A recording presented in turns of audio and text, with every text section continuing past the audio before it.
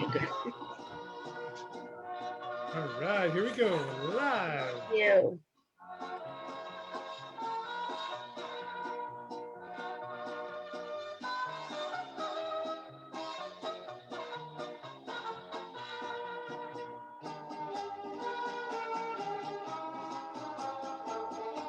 Good morning, my Cafecito colleagues, my Cafecito crew. Welcome back on this beautiful Monday morning, the very first day of March 2021. March being Women's History Month, we have got a great episode in store for you today. You're going to love Sue. She is unbelievable. Good morning, Dr. Roybal.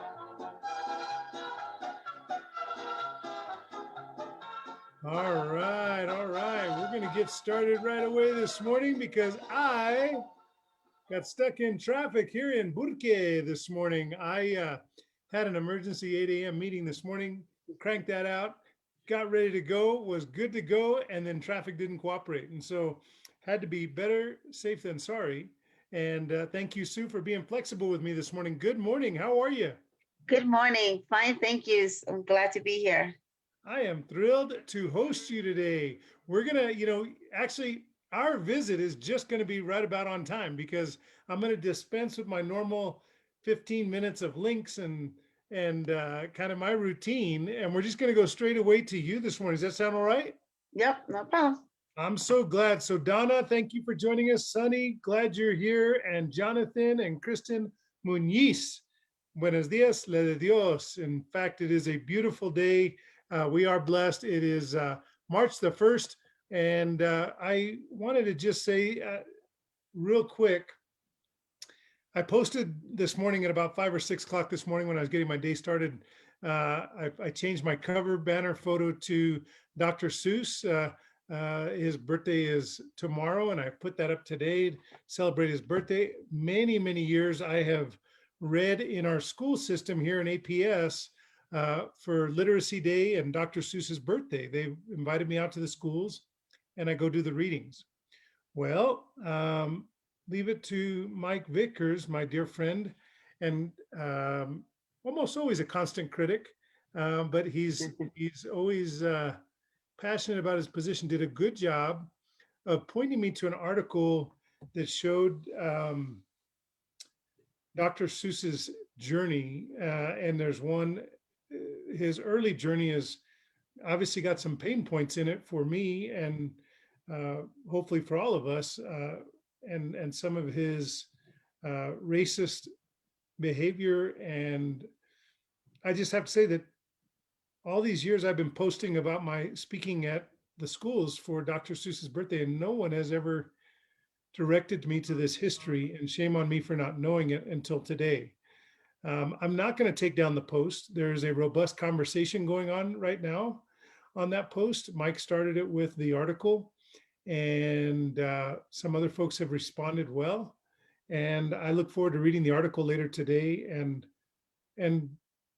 knowing better so that I can be better. And I think that most people are looking at Dr. Seuss and kind of thinking that maybe, he learned and he knew better and then he became better. And so anyway, let's continue that conversation on my Facebook thread.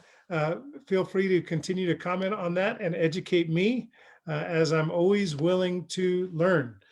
Thanks for a great Black History Month. We close strong with 4 amazing young leaders. So if you missed Sabido Gigante with Agustin and a trifecta of young women leaders, boy, you got to go back and check it out. So check out that episode. If you missed Saturday's episode, it had 1,000 views in 24 hours and just, it was great.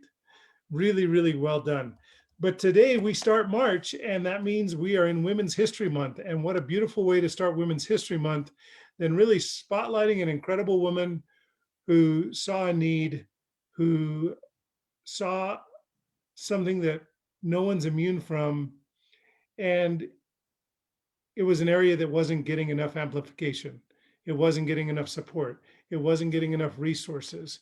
And I just have to say, I'm grateful to Pam, and I'm going to give her an opportunity to introduce herself. I said, Pam, I'm sorry. I will try not to do that again, but You don't look a Pam. I don't know. no, you know what it is? There was a Pam Aguayo that used to run the Women's Resource Oh, Center at UNM for many years. And wow. so that's where I'm getting the mistake there, Susan. I'm sorry. No problem. But I tell you what, let me just give you an opportunity, Sue, to tell us a little bit about your journey, and then we will spotlight your good work and tell us a little bit about where you're from, how you got to here from where you were and where you want to be in the future. I just got to say thank you because you were terrific in connecting up with me over a month ago, I think, and said, Mhm. hey, I'd be happy to come on your show if you think this is important. And I said, of course it's important. Let's do it. But February is Black History Month, so we have to book all the way into Mhm. March. Mhm. And then it worked out perfect because March is Women's History Month. And Sue, I'm just so glad you're here as a guest on Cafecito con Colón. Bienvenidos. Gracias. Of anything, I'm really honored to be here to get to discuss with you. And definitely, it is an important subject to bring awareness to, not only to moms in our state, but also to families. So, my name is Susan Aguayo. I'm originally born in Peru. I was raised in New York. Married my high school sweetheart who's Puerto Rican. I know, moved to New Mexico 16 years ago. He's a retired New York City police officer after his experience of September 11. Um, we had to figure out where do we go from here. Originally, our plan was Florida, but everybody was moving to Florida. We said, let's try out west. And here we are. We had no family or anything, just took a leap of faith. And the only family was God in our hearts that we will know we'll meet good people. And like I said, we have. We came out here with 4 children. Our 4 children started as well. The oldest one already had finished high school. The other 3 finished school here in Sandoval County. Out of my 4, each as they embarked in their journey after high school, they went to different institutes, to college. My third one went to back out east to Pittsburgh University. She started out here at CNM to get most of her credits out, and then wanted to continue up in Pittsburgh University for occupational therapist. She had a sweetheart out here. They got engaged, and he was almost done at UNM. He is a football player and studying for mechanical engineering. And so their plan was, well, let her come back.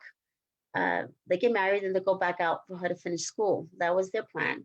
So she did come back, put school on hold, um, got married, and during the time that they got married, of course, the excitement of her getting pregnant, but her personality, just to give a little bit of background on who she was a very high achiever.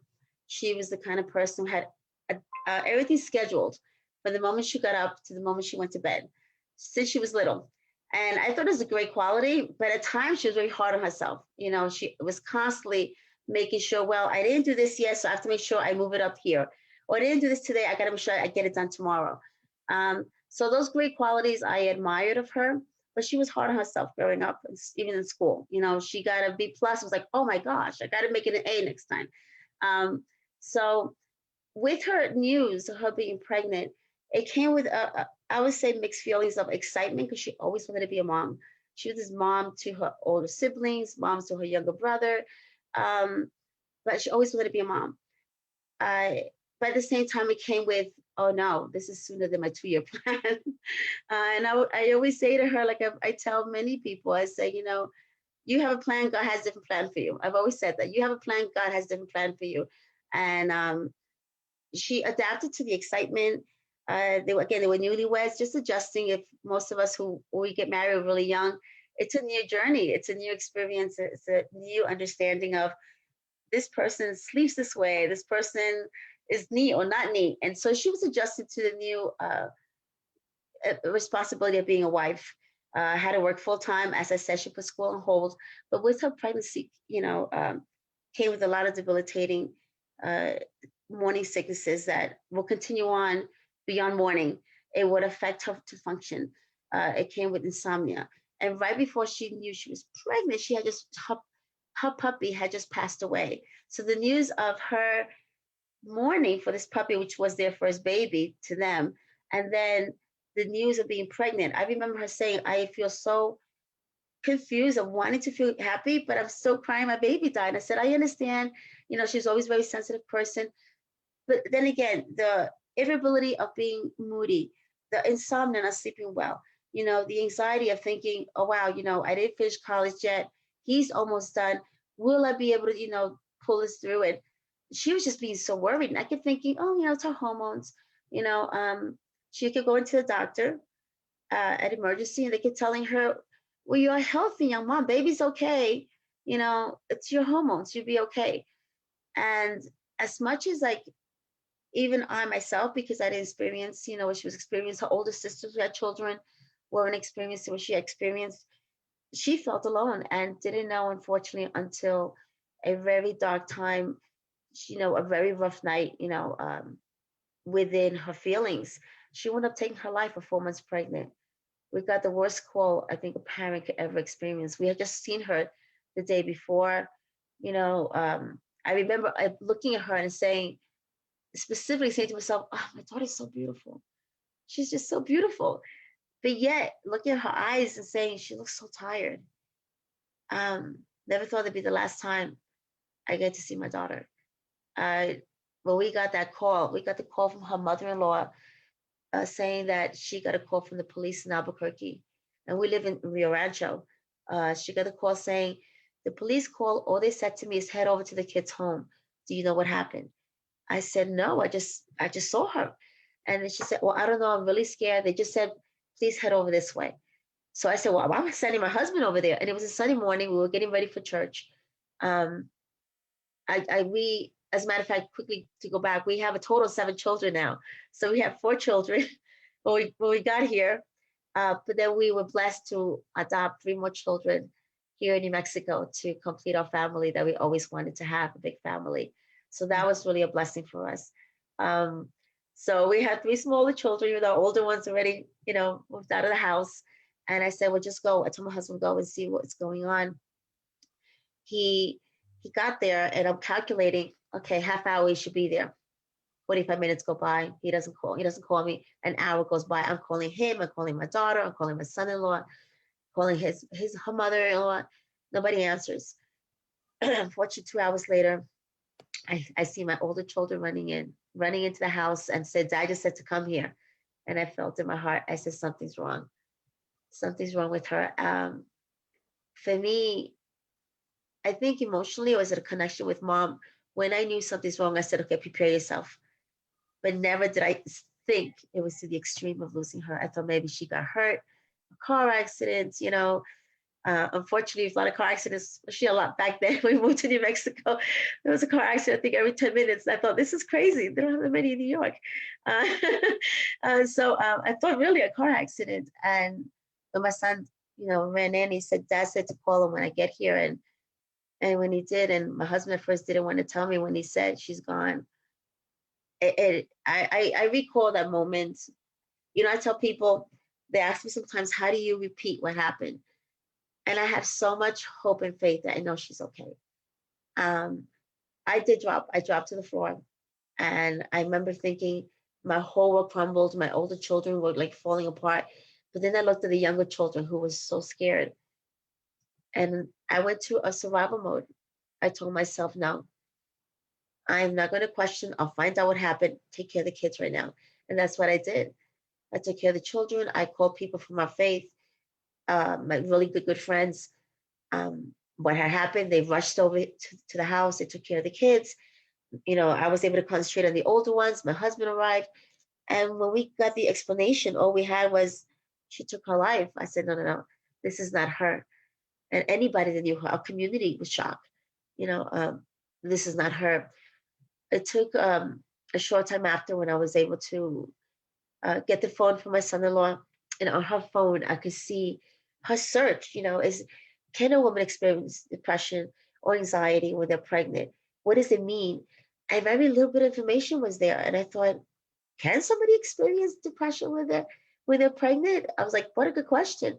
So luckily, I had a really good friend who reached out to me and shared her story. And then from there, I took it beyond to go to Loveless, to UNM, to reach out, to advocates outside of the state. And the more information I got, the more I questioned people here in this state. And luckily I was able to connect, like I said, with the hospitals, with doctors and midwives to explain to me how common this is. 20%, such a high number, 20% that women experience this through pregnancy, that if undetected and untreated, this can become a very bad postpartum. Now, most of us will know what postpartum is. A woman's experience of the 6 weeks that woman gets checked on.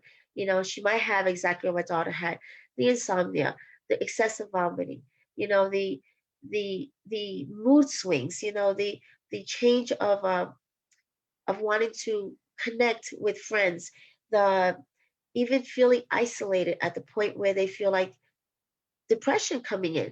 So these things that she was experiencing, but that it can happen during pregnancy.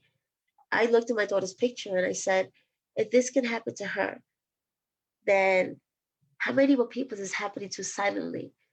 And so I did a lot of praying, a lot of where do I go from here?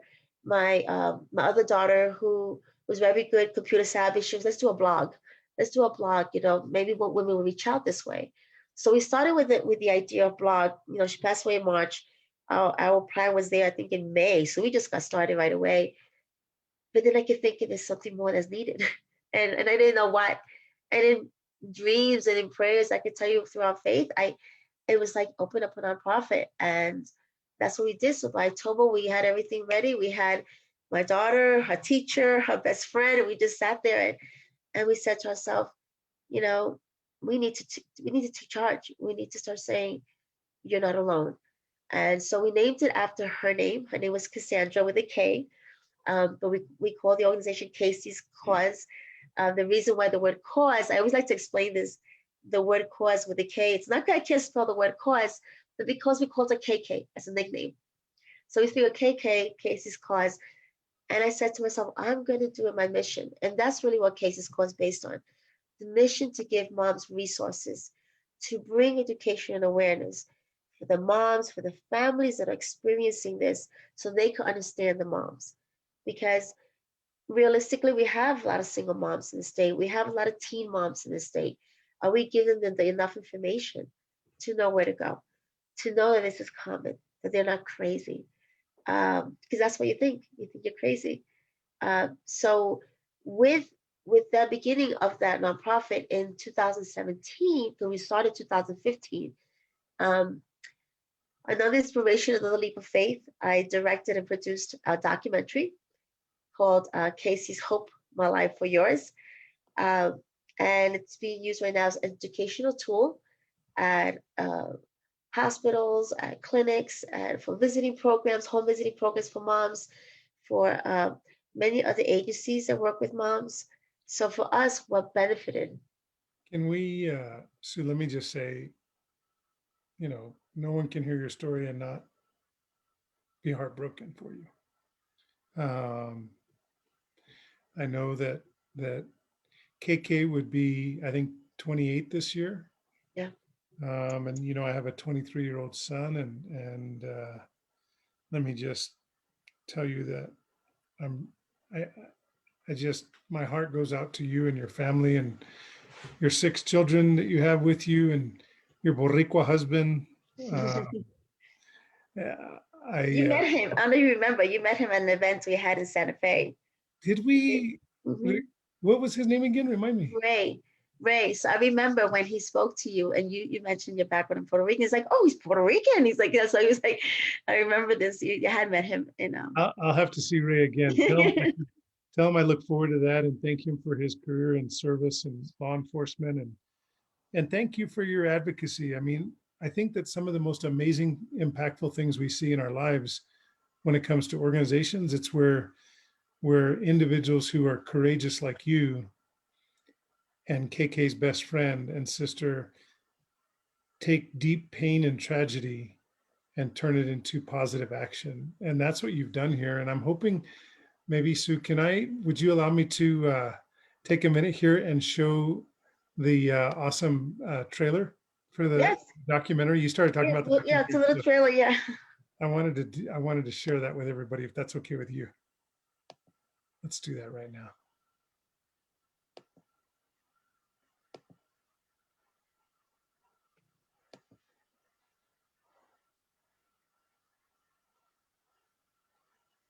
Casey, since she was little, we always named her independent. She's always been a person that didn't see ceilings to anything she could do. I don't know how else to tell you, so I'm just going to tell you. I took a pregnancy test, and we're going to have a baby. Perinatal depression is one of several perinatal mood disorders.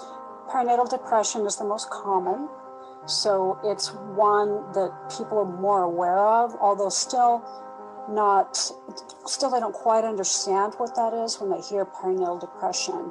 Are you okay, honey? No, I'm not okay. Like you above all people. And I started to recognize signs of depression increasing in my pregnancy. So I struggled with both perinatal depression and anxiety. The anxiety at first was initially worse. I really struggled with panic attacks. I don't think you understand. But there's something else going on. But in general, I think that most people or most practitioners really don't ask the questions that they should be asking. And in fact, many times patients don't volunteer or don't seek help. The feeling that I didn't want to feel like this made it even worse. I felt a failure because if I didn't feel like this must have meant I didn't want this child. We have to remember that most pregnancies are unplanned. The numbers are 50%, but I think it's more than that. And a lot of women have to contemplate multiple changes. Whatever, Randy. Go ahead and go to the gym. One of the things that we have to remember is that women are generally twice as likely to become depressed or have a mood disorder as men are. You know, you are the most beautiful girl I have ever seen. That morning, we got a phone call from Randy's mom, and she sounded very excited over the phone. She said that something had gone on. Casey! Okay, let's go. I didn't tell you to come. I told you I was going to get off work and come. No, you didn't. You're not listening to me, Randy. I just couldn't believe what happened. It was just an extremely horrible morning for me.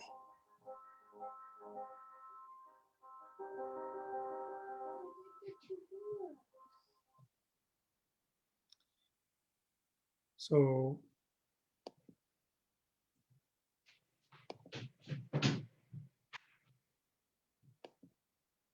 I guess it's hard to find a place to take the conversation from there. I think that, you know, I'm grateful that you did the documentary, and I encourage folks to get an opportunity to see that. I guess what I really want to spend the next 10 or 15 minutes kind of focusing on is the education piece, the awareness piece. Because for me, look, Aleli was exceptional in every way with the pregnancy. I mean, she was so many things I could talk about. But we also lost a few children along the way, and one that was particularly painful. And I can remember 24 years ago getting ready to have Raphael, and I remember going to the classes and talking about postpartum depression. Mm-hmm. And I haven't asked her, and I kind of should, but I can tell you that I never remember, not one time in all of those visits that we had, whether it was with a phenomenal OBGYN that she had, Mm-hmm. he delivered, he was amazing. But in all the visits with him, in all the visits with the classes, I don't remember anyone talking about contemporaneous mental health issues. It was always postpartum depression, and that, look, if you're not feeling, if it's getting dark, if you need to reach out. I do remember that, but there was never much consideration or education given to us regarding the contemporaneous emotions that could potentially be depression. So I'm wondering if you could help kind of, this has now become your area of passion and expertise in honor of KK and her life. You know, what a loss, but you're really touching so many other lives through her memory by educating us. So I'm going to sit back and let you educate us a little bit more, because I just have to say that, you know, I was 5 years after KK's passing that we had Raphael. Wow. And that still not one mention do I recall in any of the visits that we had about contemporaneous mental health issues, which you call perinatal Depression. Mhm. perinatal depression. So I'll let you just kind of take it away, Sue. I really appreciate you Thank being with me. Well, Thank I you. want to first say my condolences on your son. You know, no one ever forgets. You know, some of us are able to move on, whether we have a child after or not, but we never forget. So my condolences. And I do want to, you know, if I continue, also make awareness that when we lose a child, you know, even if before its birth due, you know, we do experience postpartum because our body's still letting go of the hormones. We still go through those changes. And unfortunately, we don't even give enough information to moms on that matter. You know, we'll say, well, you had a miscarriage, you'll be fine. No, emotionally, you have to really make sure the person will be fine. It does affect them as well. So perinatal depression, you know, I'm glad you mentioned the 6 weeks. Most of us, as I mentioned, know about postpartum. We're informed about the 6 weeks, you know, to come for your checkup. The thing is that postpartum depression could go beyond to a year. A mom could be fine her 6 weeks, but 3, 4 months, that baby hits, you can go through postpartum depression. It could go up to a year.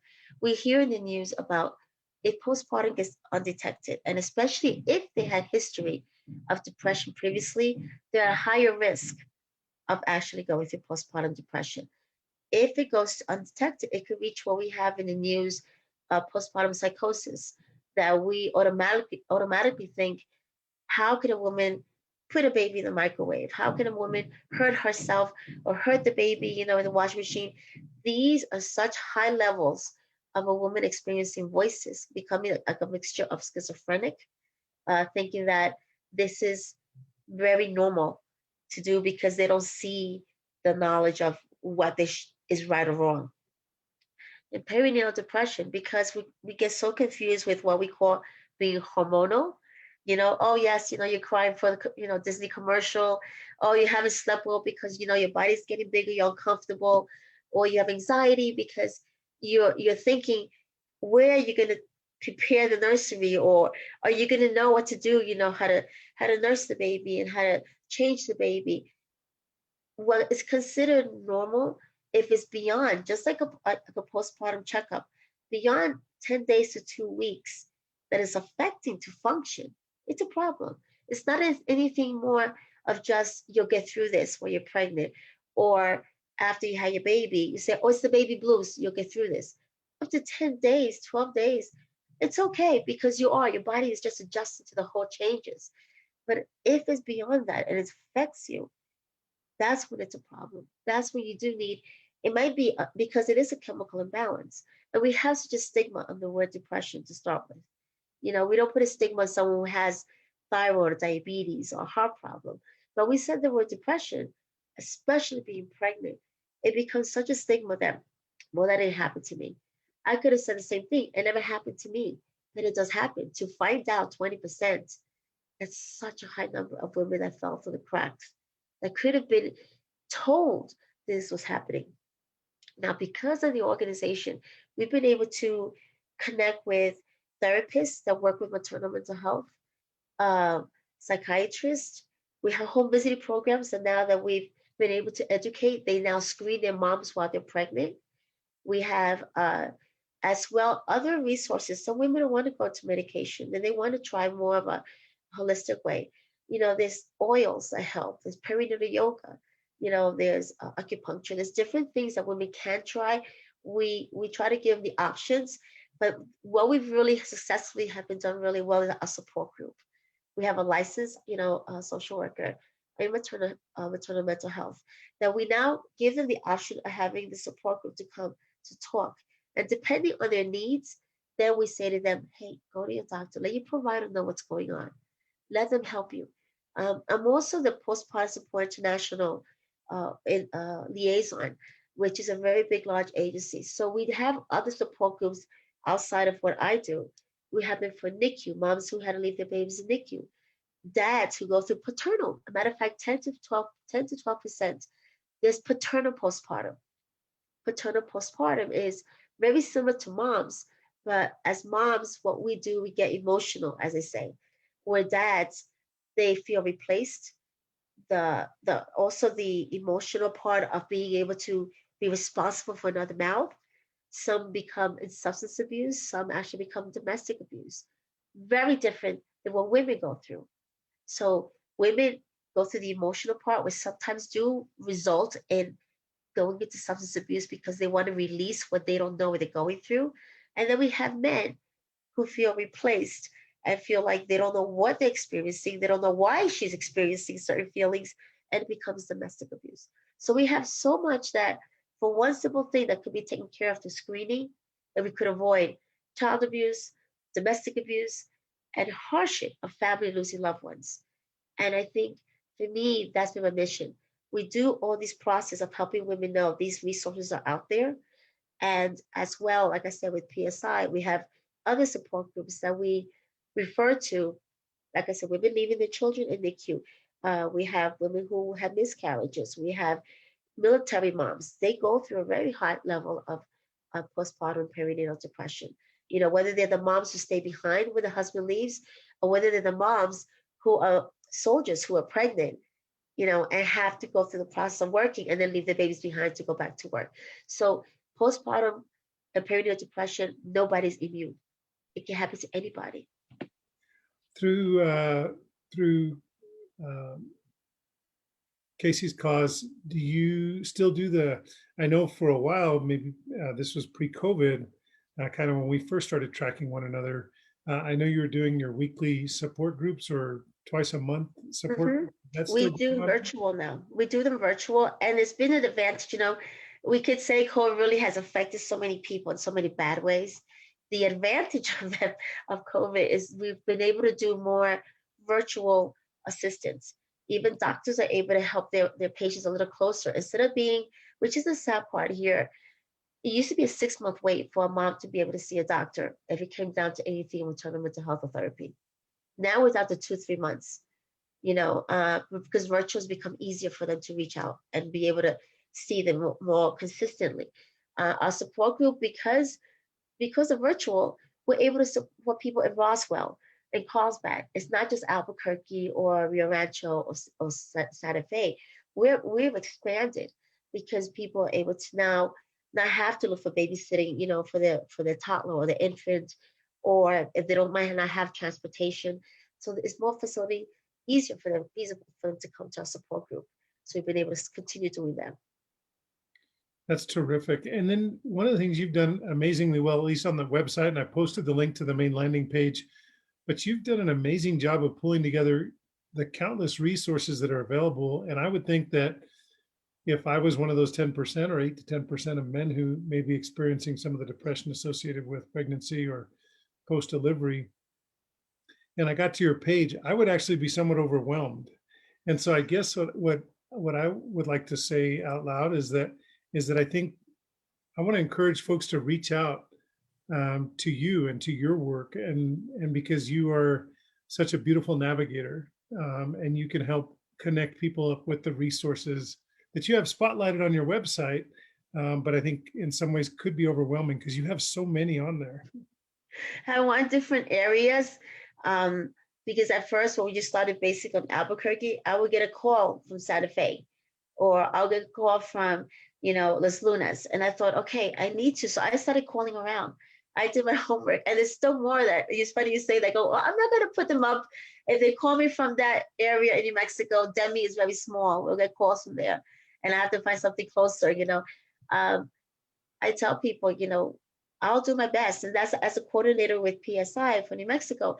That's my job. To any calls that I get from wherever it is, I need to connect them to their resource to get the help they need.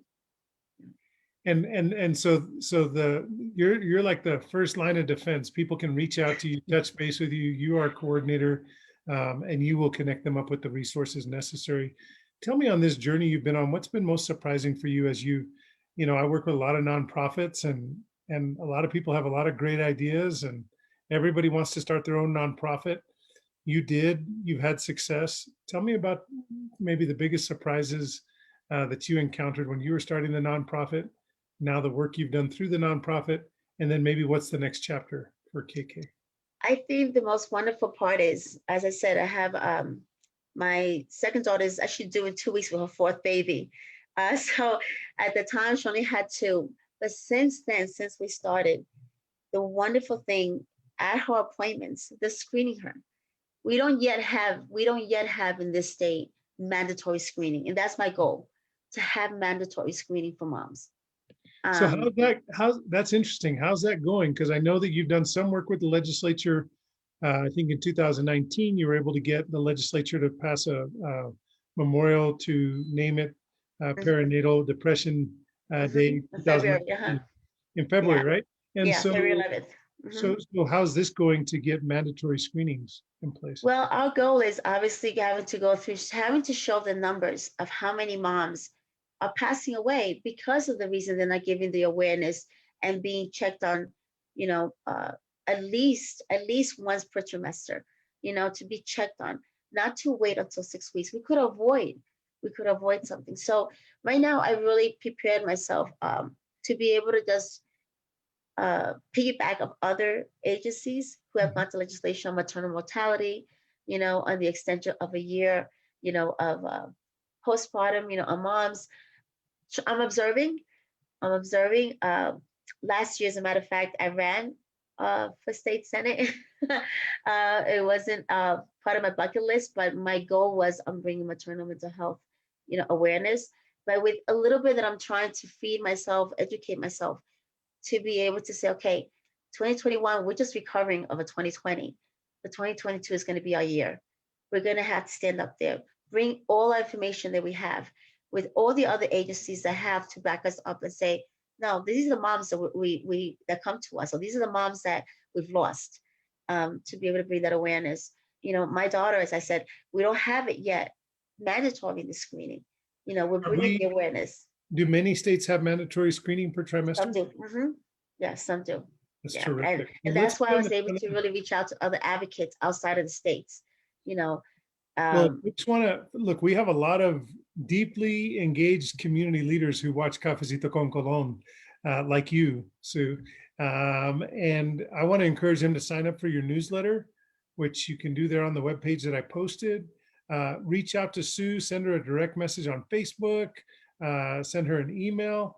And if you particularly are moved by the idea that we should have screenings in New Mexico that are mandatory per trimester, please reach out to Sue, because that legislative effort will be a heavy lift. But we'll make sure that you get in front of our fantastic cabinet secretary, Tracy Collins, Dr. Collins, and make sure that we do what we can to help advance that dialogue. And if other Cafecito colleagues want to help with that, look, you've all been my extrovert therapist, so I haven't needed treatment for depression, but I can assure you, I believe, let me say it differently. I believe that but for this Cafecito show, I think I would have struggled with depression during this pandemic because of the disconnect and because I'm so deeply tactile and so deeply drawn to other people and interacting with other people. I really think this has been the single most helpful thing to me in terms of getting through COVID-19. And so, but there are a lot of people out there struggling, and now we know it's not just postpartum depression. We've been educated. Now we know better. We got to do better. We know now that there is perinatal mental health. Perinatal depression is real. And that means while you are pregnant, it means after delivery, and not just 6 to 10 weeks, but up to a year. We know that women who have had the pain of a miscarriage, like Aleli and I went through, that pain is real, and the depression associated with that is real. The chemical, thanks to Sue educating me, the chemical issues that go on even with a miscarriage are real and need to be monitored. The best monitoring we can have is mandatory screenings. So let's join Sue's work here. Let's honor KK's memory as we extend our heart and our hand to your family for its deep loss. So I so appreciate what you're doing, Sue. And the video can be purchased online. Everything's on there. You've got the link. If you want to see the documentary, please check that out. If you want to get that so that you can share it with other folks, you can do that. Sue, tell us, if there was one thing, and we've had a lot of time to think about this episode because we've talked about doing this show for 6 weeks now. What was the one thing you wanted to make sure that you got to communicate that maybe I didn't give you a chance to talk about in this last 3 or 4 minutes? That family needs to support. That's the most important part, is family support. It has to start at home. Is to listen. We need to take a step back and not judge and not compare, because it's easy to do that. It really is. But I think most of all is for family support and understand that nobody's immune. That was my reason for the documentary. I have doctors there, and a panel of women professionals who explain their experience. Besides the local actors that we used to reenact some of the, we had to audition. That was interesting, local actors to match a little bit of my daughter and my son-in-law. But after, reading her, she journaled. So, her journal and her phone and her husband filling in on some of the episodes. For me, it was the best thing to put clips for people to see. You could be happy on the outside, the whole mask. Our gala, as a matter of fact, one of the galas you weren't able to attend was, based on a mask. We hold on this whole mask. But if we're not allowed to express what we're feeling, it gets bottled in, and it can really end up in a horrible crisis, like in my daughter's case. Yes. Well, her life will create a lasting legacy in the education and the resources that you're connecting people with who are in deep need. So thank you for doing that. Thank you for turning this deep, deep pain and tragedy into positive action and community engagement. The last thing I wanted to say was that, now, Sue, you're a New Mexican, right? Yeah, I live here now. My Boricua brother is a New Mexican. I know that you are from Peru, and he's a New Yorican, and I got all the New York connection. All right, got that. We have got to make sure the New Mexico Department of Health puts up an information page about perinatal mental health, because the one that is connected on your page, KK's page, actually links us back to New York's Department of Health. Oh, it does. It does. So we got to fix that. So if we don't have a New Mexico link for perinatal mood and anxiety disorders, then let's fix that, because we want people to be directed to the New Mexico Department of Health. But I did get a chuckle. I did get a chuckle as I was preparing for today. And I'm telling you, folks, you can't get bored on her website. There's so many links and resources that make your head explode. But all good stuff. I'm grateful for you, Sue. I hope you'll come back again. Thanks for kicking off Women's History Month with us. And boy, the struggle has been real. Progress has been made, but there's still work to be done. Most definitely. Thank you so much. I appreciate it. Thank you. Absolutely. And I know you're a regular viewer, so we'll look forward to seeing you in the comments section along the way. Yes, sir. Thank you so much, Maya. And hello to your wife. Thank you so much. I will tell her. Have a great day. All right, my Cafecito crew, we'll see you mañana. Oh, actually tomorrow I may have to testify tomorrow. So we may be out of pocket tomorrow. Once the legislature's over, things will get back to a little more normal on our schedule. But hopefully I'll see you tomorrow. Have a beautiful day. Happy Women's History Month. Let's lift up New Mexico by centering our women. Front and center, lifting them up, tell their story, allow them to be heard. Speak with them, not over them. Thank you very much. Reach out to folks in isolation, tell them they're not alone, and tell them that Johnson & Johnson vaccine is on the way. See you soon. Thanks for joining me. Bye-bye.